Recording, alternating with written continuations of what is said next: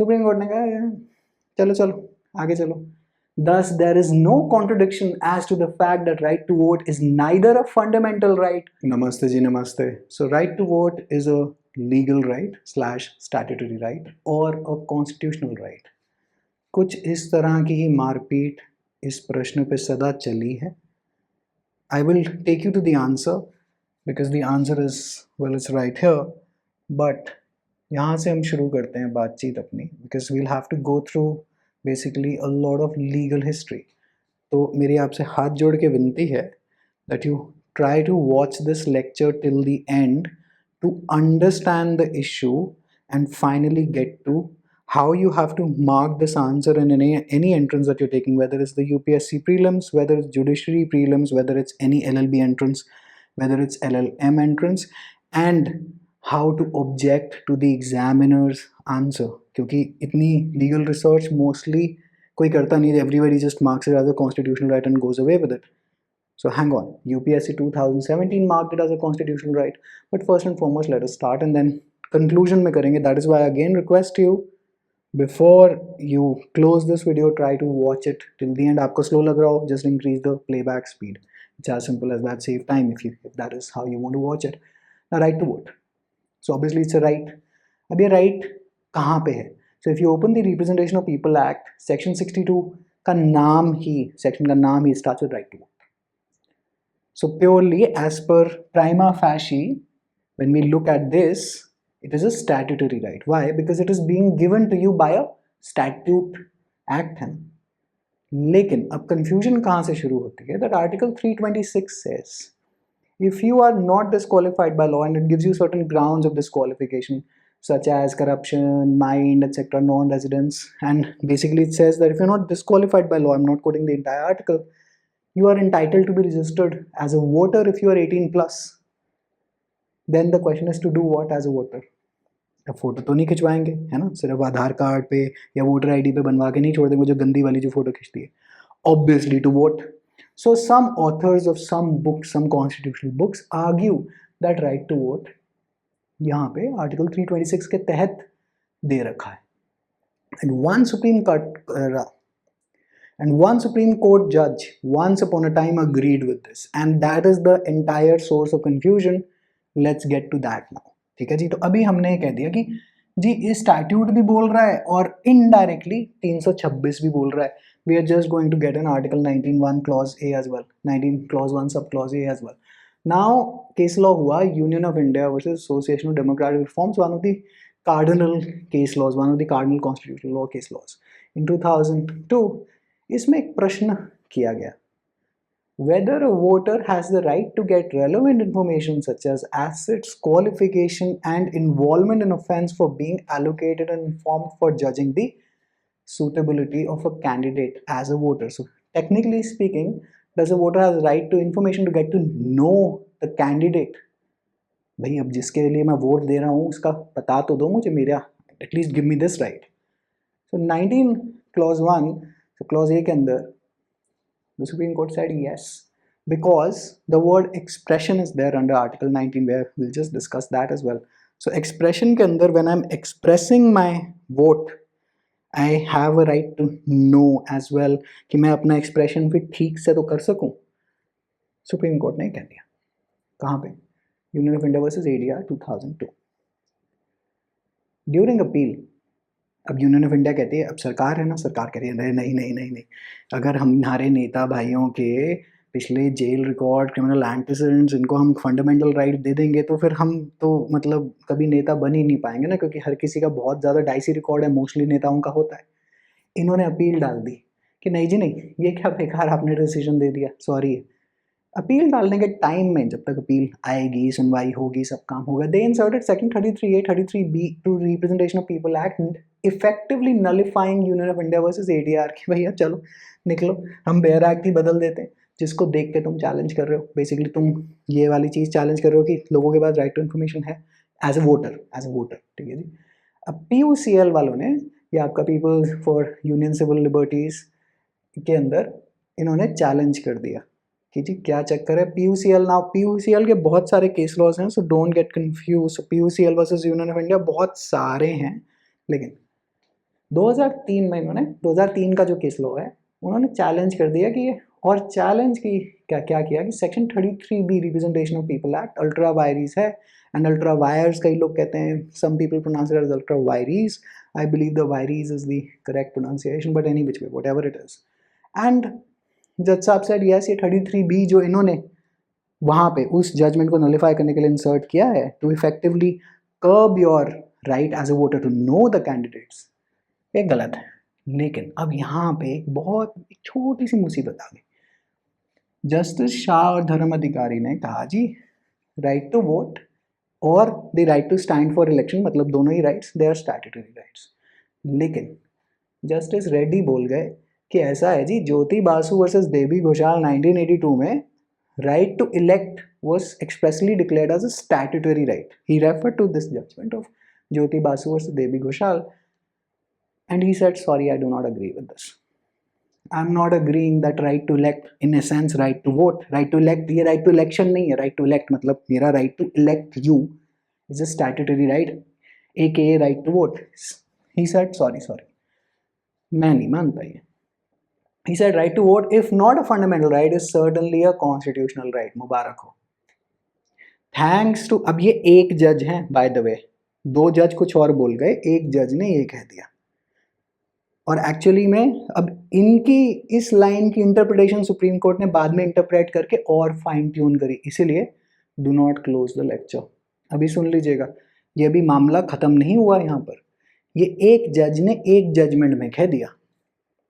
दो जज अभी भी कह रहे हैं स्टैट्यूटरी है, ये भैया कह रहे हैं कॉन्स्टिट्यूशनल है जी, मैं तो इसको कॉन्स्टिट्यूशनल मानता हूँ।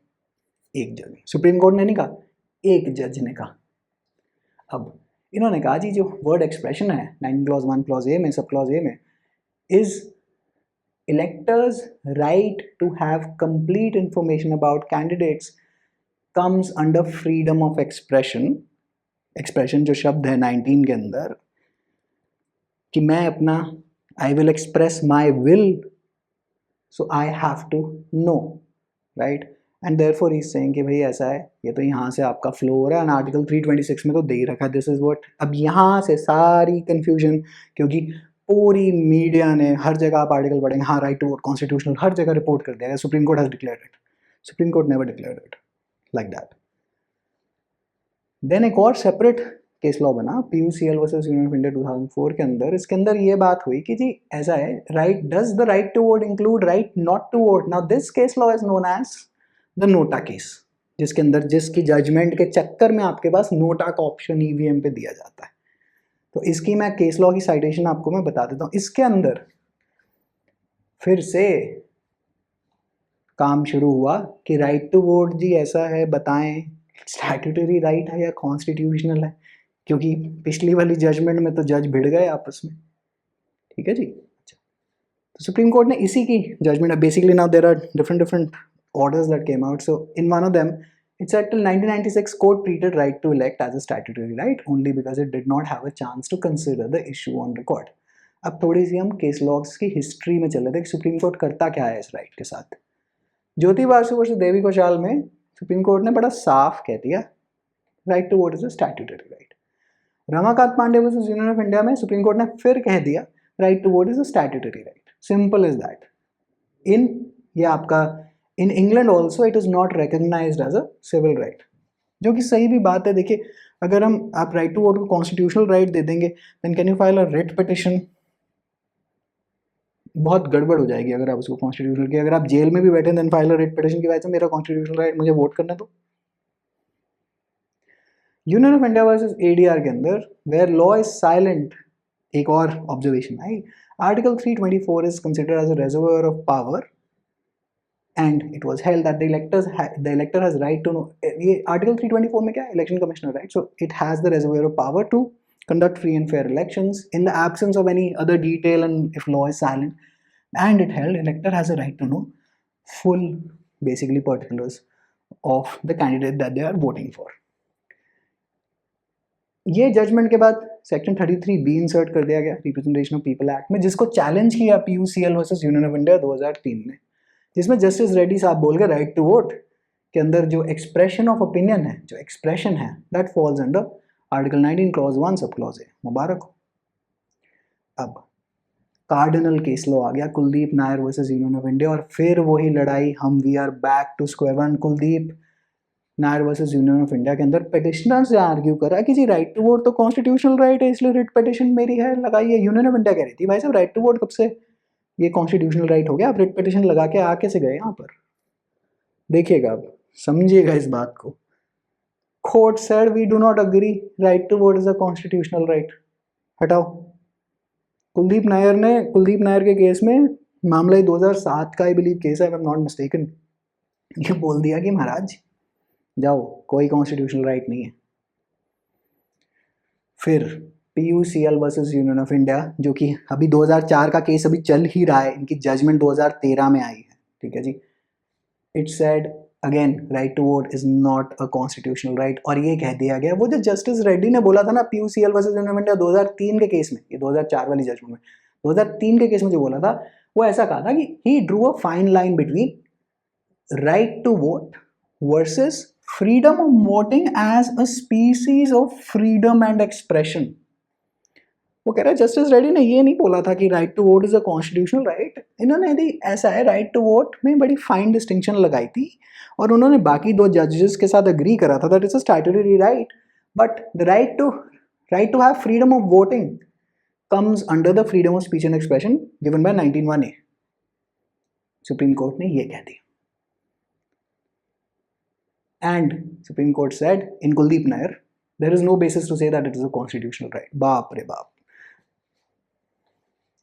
तो ऐसा है, फिर हमारे रेफरी भैया, I don't think that this image is very clear, यहाँ पे एक रेफरी जी खड़े हुए हैं और दोनों की मार पिटाई हो रही है कि क्या हो रहा है। रेफरी कह रहा है एक काम करो, रेफरी कौन, जस्टिस JS सिंघवी, वो कह रहे हैं 2009 में एक इन्होंने अपना क्या बोलते हैं फरमान जारी करा और बोला कि let's go to a larger bench just for this issue कि whether right to vote is a statutory right / legal right और अ कॉन्स्टिट्यूशनल राइट। कि ऐसा करो, तुम अपनी लड़ाई वड़ाई बंद करो यार।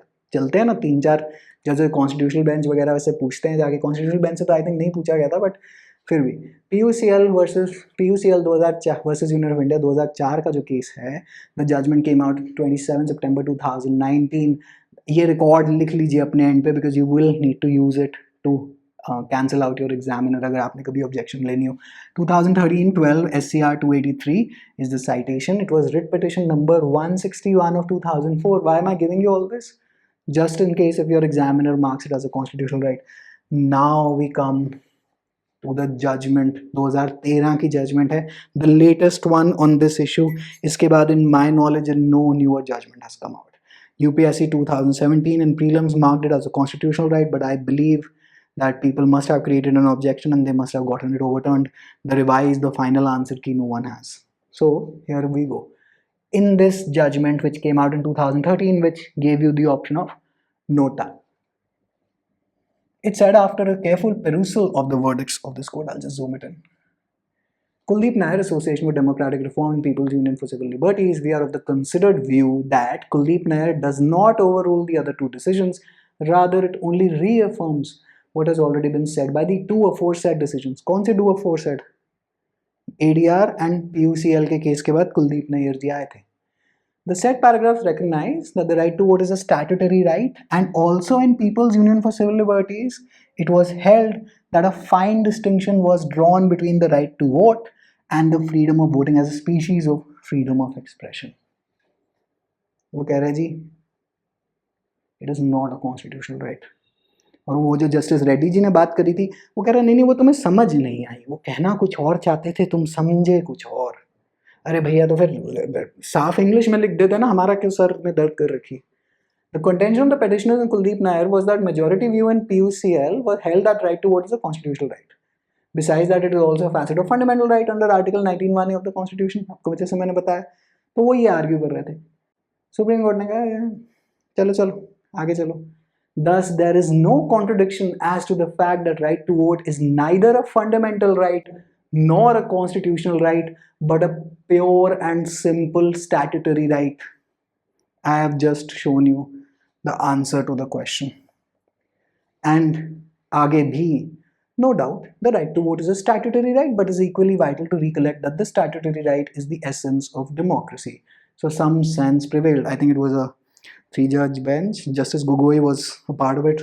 CJI Sadashivam, whether CJI or not, but Sadashivam I think was also on the bench. Any which way. अब मुसीबत, अब देखिए इतना बड़ा लंबा चौड़ा अगर आपने कहानी अभी तक समझ में आ गई और अभी तक आप इस लेक्चर में हैं, पहली बात तो धन्यवाद। आप एक्चुअल में पढ़ाई करना चाहते हैं और आप जुडिशरी की अगर तैयारी करेंगे कभी ज़िंदगी में, इतनी ही तैयारी करनी, इससे नीचे नहीं चलता। AILET PG 2021 के अंदर यह है, the right to vote has been recognized as a, देखिए एग्जामिनर कितना चालू लोमड़ी की तरह है यहाँ पर, इसने ये नहीं पूछा right to vote is a, उस पर तो लड़ाई हो जाएगी। इनफैक्ट अब तो आंसर भी क्लियर है, that is a statutory right. Right to vote has been recognized as a, और करेक्ट आंसर की जब आई है फाइनली तो उसने मार्क कर दिया कॉन्स्टिट्यूशनल राइट। लेकिन अगर प्रश्न ये आ गया राइट टू वोट इज और वहां पे दो ऑप्शन आ गए, statutory right, constitutional right, statutory right is the answer, judgment में से निकाला, मैं नहीं बोल रहा हूँ। मेरी भी जितनी भी लिमिटेड अंडरस्टैंडिंग ऑफ लॉ है, मेरे लिए भी स्टैट्यूटरी राइट ही है, बट हमें ऑब्वियसली माय लॉर्ड का ओपिनियन लेना पड़ता है हर चीज़ पे। तो कॉन्स्टिट्यूशनल राइट, अब अगर आपको राइट टू वोट इज पे आ गया, स्टैट्यूटरी राइट और constitutional right, DU LLB has always marked it as a legal / statutory right, always. आप जाके चेक कर लीजिए जितनी बार मर्जी answer keys, they are smart. अगर बाई चांस एग्जामिनर ने right to vote is a constitutional right mark करा दिया, ऑब्जेक्ट कर दीजिएगा, मैंने आपको साइटेशन दे दी है 2013 की जजमेंट में से, यही पैराग्राफ्स निकाल के एग्जामिनर को दीजिएगा। No doubt the right to vote is a statutory right. There is no contradiction as to the fact that right to vote is a neither fundamental right nor a constitutional right but a pure and simple statutory right। बोलिए जाके उसको कि महाराज आपने गलत पढ़ लिया है, आपने वो जस्टिस रेड्डी की एक लाइन पढ़ी होगी, क्योंकि इंडियन कानून की वेबसाइट पे वो अलग अलग जजमेंट्स जो ऑथर्ड होती हैं वो दे देता है, तो हम सबको ये लगता है कि अरे सुप्रीम कोर्ट ये बोल रहा है। नहीं नहीं नहीं, उस केस में चेक करिए कितने जज बैठे थे। लॉ इतना है तो देखिए सरल ही, लेकिन मोस्टली अगर आप एकेडमिक और लीगल एजुकेशन के ये सब आंसर्स वगैरह में जा रहे हैं तो आपको, अगर आपको समझ खुद की बहुत ज़्यादा है तो आपको लगेगा यार ये आधा टाइम गलत कर रहे हैं चीज़ें, मतलब आप अपनी एरोगेंस में नहीं बोलेंगे, लेकिन जो लिख रखा है उसके बावजूद examiner is marking it as a constitutional right, so object to it. It is clear as night and day that it's a statutory right, provided that unless they ask you चालू लोमड़ी type question in which they say right to vote has been recognized as a, yes it was recognized as a constitutional right but it is a legal / statutory right। ठीक है जी, hopefully now this confusion is clear। I think most of the internet is confused about it। It has taken me 4 to 5 days of legal research, क्योंकि मेरे भी जो मॉक्स वगैरह मैं बनाता हूँ तो उसके अंदर I always mark it as a legal right and people keep objecting to it। Then finally I agreed also after AILET PG 2021 took place, but then फिर भी अंतरात्मा संतुष्ट नहीं थी, तो फिर 4-5 दिन बैठ गए, सारी अपनी जितने भी रिसर्च करनी थी करी, फिर जाके समझ में आया कि अरे सुप्रीम कोर्ट तो आंसर दे चुका है। जब दे ही चुका है तो एग्जामिनर के अगेंस्ट हमारे पास we have a full fledged tool to object कि भाई साहब स्टैट्यूटरी राइट। अगर समझदार एग्जामिनर होगा जिसने ये रिसर्च करी होगी तो वो अपने आप आपको स्टैट्यूटरी राइट मार्क करा के देगा या लीगल राइट मार्क करा के देगा। जिसने नहीं करी, जिसने वो एक जस्टिस रेड्डी की एक लाइन वो पढ़ ली, जिसके ऊपर जो क्लैरिफिकेशन आई जिसने वो नहीं पढ़ी, वो कॉन्स्टिट्यूशनल राइट मार्क करा देगा। उस बेचारे की भी गलती क्या है, क्योंकि लॉ बदलते रहता है, आए दिन बदलता है। ठीक है जी, pure and simple, there is no contradiction, it's not a fundamental right, it's not a constitutional right, it is a statutory right। It can be argued that it's a constitutional right definitely under Article 326 but can be argued, लेकिन supreme court judgement दे चुका, हमें अपने number उठाने और घर जाना है, हम नहीं फंस रहे। अनलेस अनटिल आप PhD थीसिस टाइप बहुत निबंध टाइप ऐसे लिख रहे हैं in which you can argue it out with the examiner, +4 +1 लेके अपने मत सीट लेनी तो लड़ते रहो, right. But this is law. अगर आप you as a younger viewer are also watching and considering to pursue law, इससे ज़्यादा ऊपर कॉम्प्लिकेशन नहीं आती। This is it obviously the laws when we refer to, जैसे अब ये तो कॉन्स्टिट्यूशनल लॉ हो गया, if let us CRPC CPC सब कुछ ये सब बदल जाता है, बट मोस्टली टेक्निकल डिफिकल्टीज यही आती हैं। ठीक है जी, wishing you all the very best. हाँ, अब ये भी वीडियो कभी लेक्चर रादर कैन बी ये आउटडेट भी हो सकता है, अगर अनलेस एंड कल को सुप्रीम कोर्ट ने फिर जाके अपना उल्टा कुछ और बयान दे दिया किसी जजमेंट में, तो कुछ नहीं कह सकते। लेकिन आज की डेट में as of 2021 this holds, right. आपके पास प्रूफ है, आपके पास सब कुछ है अब। Alright, wishing you all the very best, take care, bye.